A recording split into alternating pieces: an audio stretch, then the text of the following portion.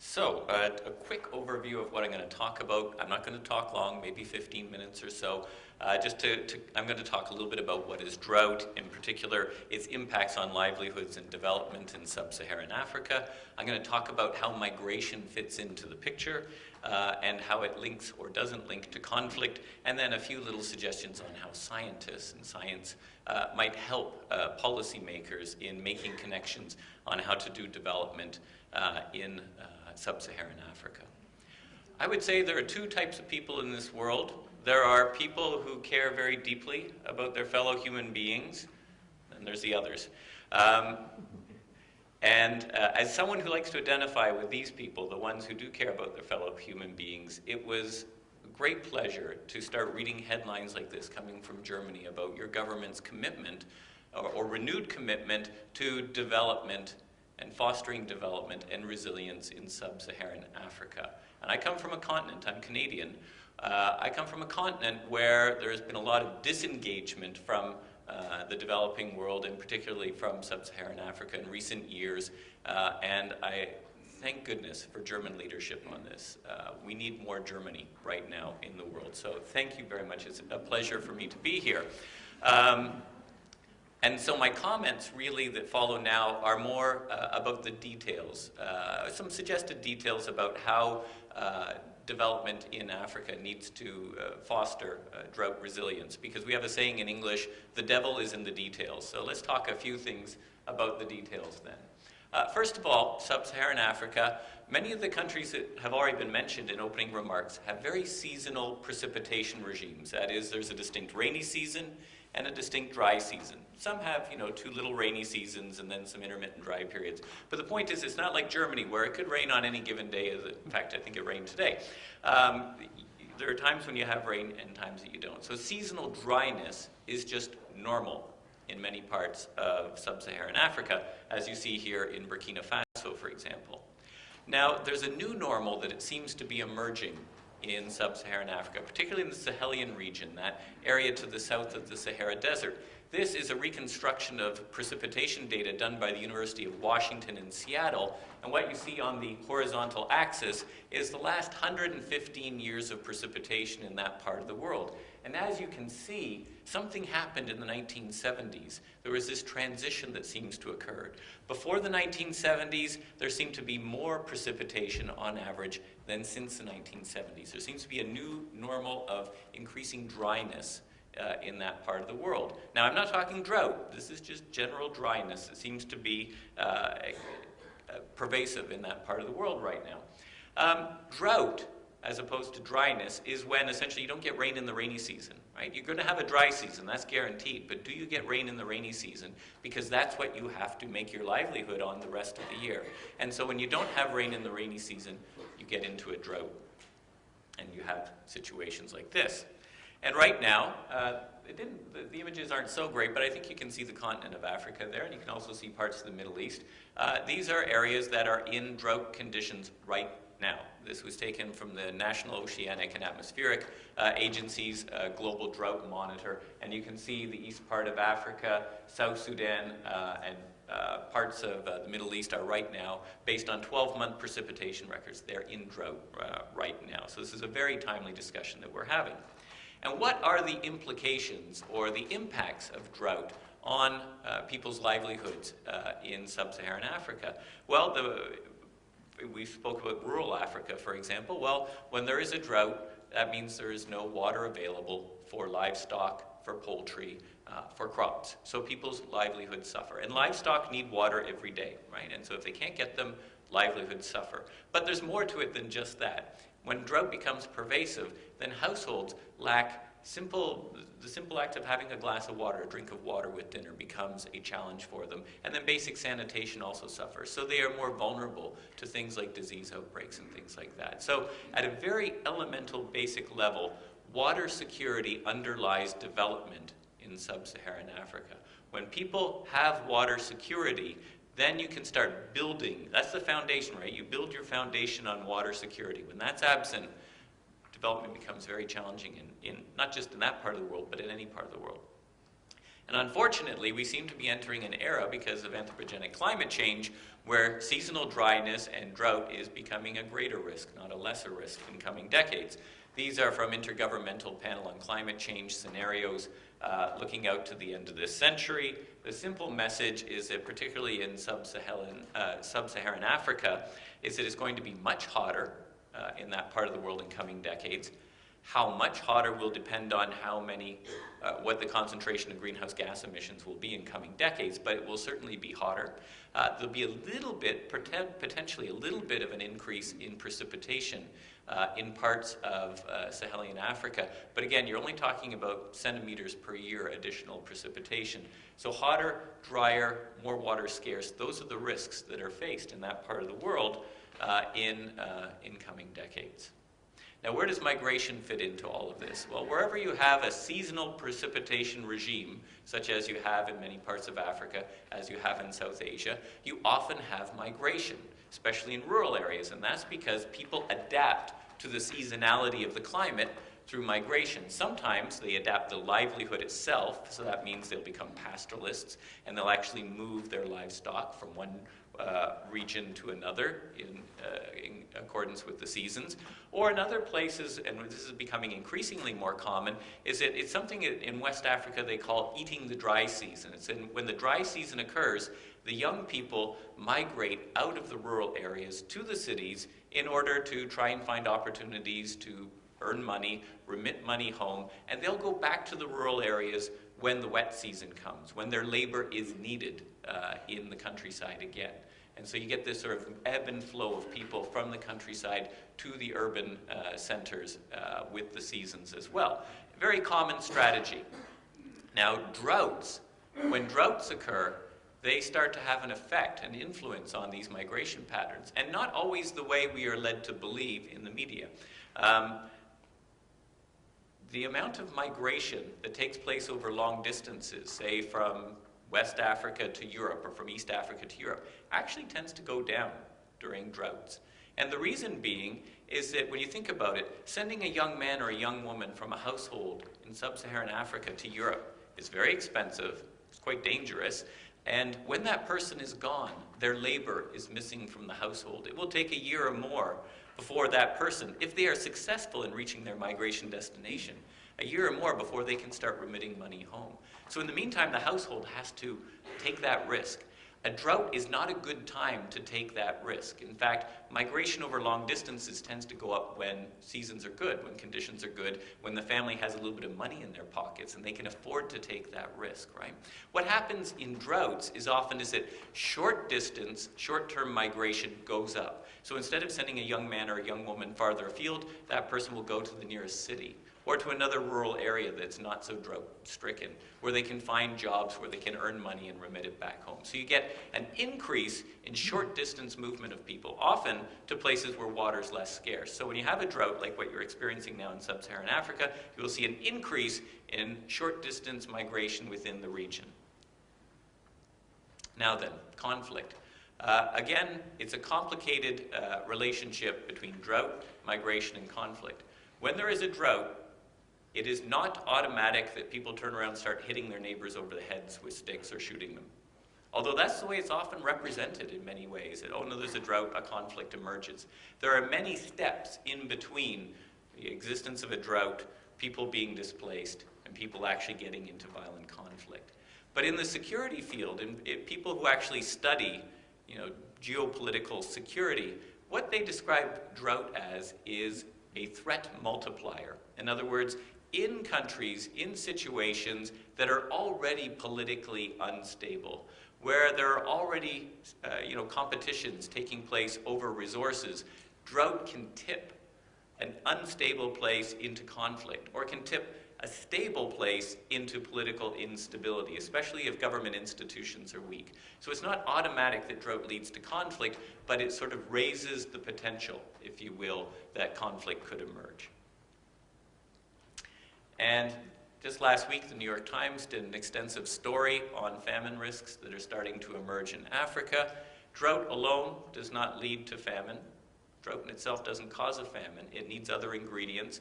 Political instability and conflict with drought that's when you start to get the ingredients, the recipe, if you will, for famines as well. So by knowing this, now we have some opportunities, and I'm sure this will come up in the discussion, on how to prevent famine from developing, to prevent competition for resources and to foster cooperation with resources and so on. So some final thoughts then on how science can help policymakers in these sorts of discussions. The first thing that scientists can do is we can help policymakers identify hotspots where there is water scarcity that's endemic, such as you see in this map here. But we can even do better than that. We can tell you not just where water is scarce, but we can start to pinpoint populations that are at risk.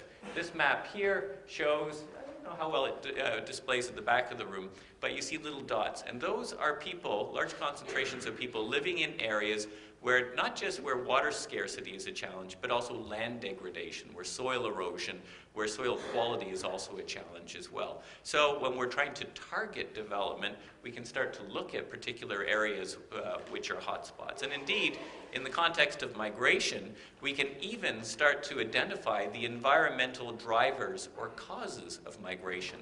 So this map here, which is by scholars, I think based here in Germany, Neumann and others, what they've done here is you've got a map of Africa, and these are areas where you have out-migration taking place, and what they've done is they've used data to identify the ecological regions or ecological land situation in each of these areas. And the important point is that the color codings reflect different types of drivers. So the bright red and yellow ones, those are areas where water scarcity itself is a key driver of people on the move in a general sense. Whereas the other ones that are lower down, that's where land degradation and desertification start to kick in terms of some of the drivers of migration. So these are the sorts of things that scientists can help policymakers in identifying. So to sort of wrap up then my opening comments then, and again, coming back to this very, very important initiative to make a reinvestment in and a recommitment to development in Sub-Saharan Africa. If we want to achieve food security, if we want to achieve sustainable livelihoods, if we want to achieve resilience at the community level in the countries that we're talking about, there are three key ingredients. The very most elemental one is water security. If people have stable and secure access to clean water for drinking and sanitation, you've got the bedrock then on which you can build good development. The second thing is that migration will occur. And I'm talking about migration within the regions that are affected. And it's not to be feared. It's not to be demonized or anything like that. Migration is a natural adaptation process that households will use to adjust and cope with variability in precipitation and drought in and of itself, right? And then the third thing is, and this came up in the opening remarks as well, is reliable government institutions. These are three key ingredients to achieving long-term development goals and partnerships in Sub-Saharan Africa. So vielen Dank, Dankeschön. Thank you very much for having me here. Scientists are very good at monitoring actual in real-time drought conditions. So you can go online right now, any of your viewers can go online and go to the NOAA's global drought monitoring website, and they can see where droughts are actually happening. Now in terms of projecting out into the future, well obviously the farther you go out into the future, if you're thinking about 10, 20 years from now, the data become a little bit more error prone. That said, when we're looking at things like extreme temperatures, hotter temperatures in the future because of climate change, we can model that reasonably well, and we can tell you, for example, that in Sub-Saharan Africa temperatures will rise by several degrees over the course of this century. Precipitation or rainfall data, a little bit harder to model. That said, even in a best case, most optimistic scenario for Sub-Saharan Africa, the amount of additional rainfall we might hope for under global climate change, and that is a possibility, will not be nearly enough to offset the elevation in global temperatures. So that part of the world is likely to become increasingly drier and more drought prone in coming decades.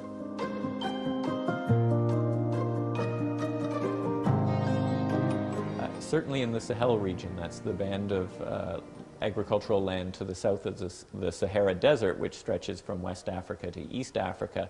In that part of the world, we're quite confident that temperatures are going to rise by at least 1.5 degrees Celsius before the end of the century, and probably more. It just depends on, the probably is how much more greenhouse gas emissions are we going to emit in coming decades. It could rise as much as 3, 4, 5 degrees Celsius, depending on the scenario. In terms of precipitation, that part of the world, especially in East Africa, in the eastern part of the Sahel, could expect maybe a 5 or 10% increase in precipitation. But again, that's a fairly modest amount of actual water when you look at the fact that they don't actually receive a lot of water to begin with. There's a number of ways that water scarcity affects rural livelihoods and household livelihoods. If a family keeps cattle, for example, they need water every day for their cattle or other livestock. So without that water supply, their animals quickly die off, and that's an important form of household wealth. If a family grows crops, obviously, if water is not available at the right time of the growing season, their crops fail. Again, their household income fails. You mentioned drinking water. Yes, in many households in the countryside, people, especially women, have to travel increasingly longer distances to access drinking water and cooking water for the family. And then finally, there's sanitation, which often gets overlooked because people need water to do their laundry, to look after basic personal hygiene. And again, in a drought scenario, that water becomes scarce. And so the risk of disease, waterborne diseases and communicable diseases, goes up. So a drought has many different impacts on a household.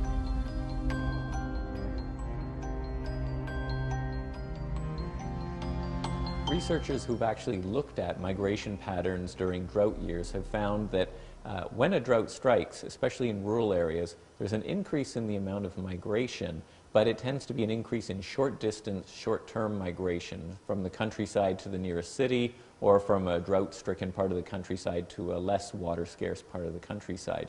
People often have this imagination that when droughts strike, people will travel long distances. That's actually, there's not a lot of research to support that.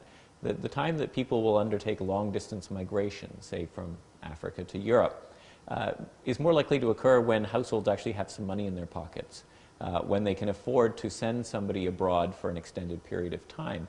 During a drought, when financial resources are scarce, household resources are scarce, that's really not the best time to take on such a risky venture as long-distance migration.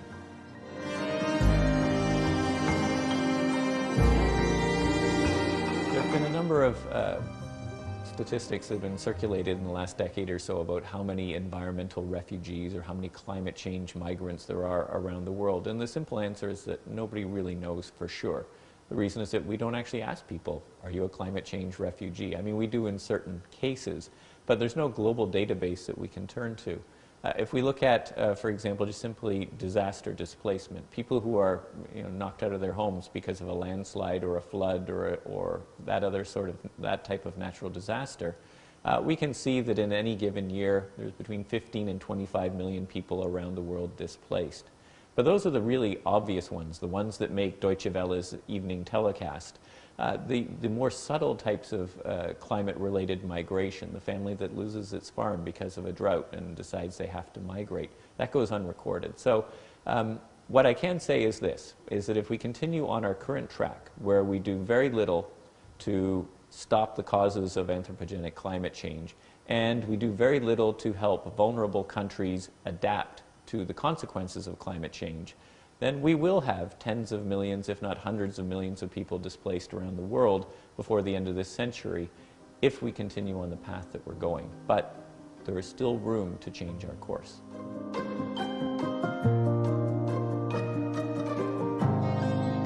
I think that each of our countries have their own dark periods in their history. We know what Germany's are. In Canada, ours has been the mistreatment of our Aboriginal people. We recognize those, and we try to do better in the future, I think, is the way we need to go forward. So yes, European countries in general have long historical relations with Sub-Saharan Africa, not always good relations. But that said, that's not an excuse for inaction.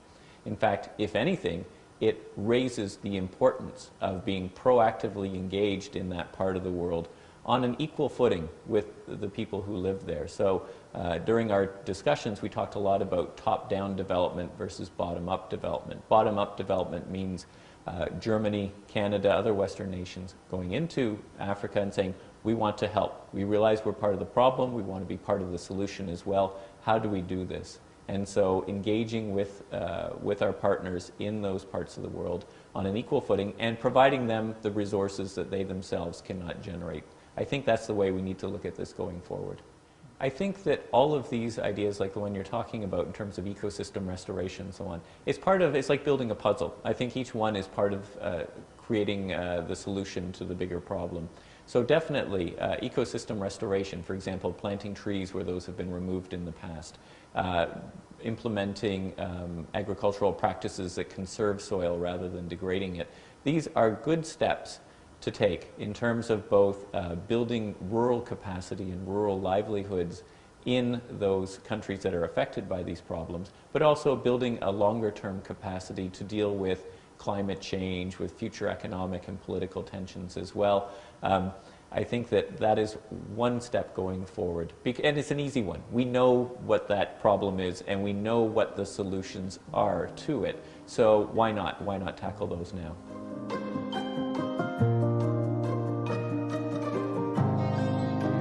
Scientists are great at doing science. They tend to be poor communicators. Scientists get very uneasy when they're on camera like I am right now. It's not the type of audience we're used to communicating, and we like to use technical language and to be very precise in what we say, which is not really how communication is done these days at a general sense, whether you're talking about social media, whether you're talking about talking on mainstream media, whether you're talking to policymakers. So my wish would be this, is that there's great science being done all around the world on exactly these issues that we're talking about. The problem is not lack of knowledge or expertise. One of the challenges is translating that expertise into information that people can use. And so I think that's the next step for the scientific community, is to make its knowledge more readily available and easily understandable by the general public, so that they can say, oh yeah, I understand the problem, I have a good idea about the solutions, okay, now let's go forward.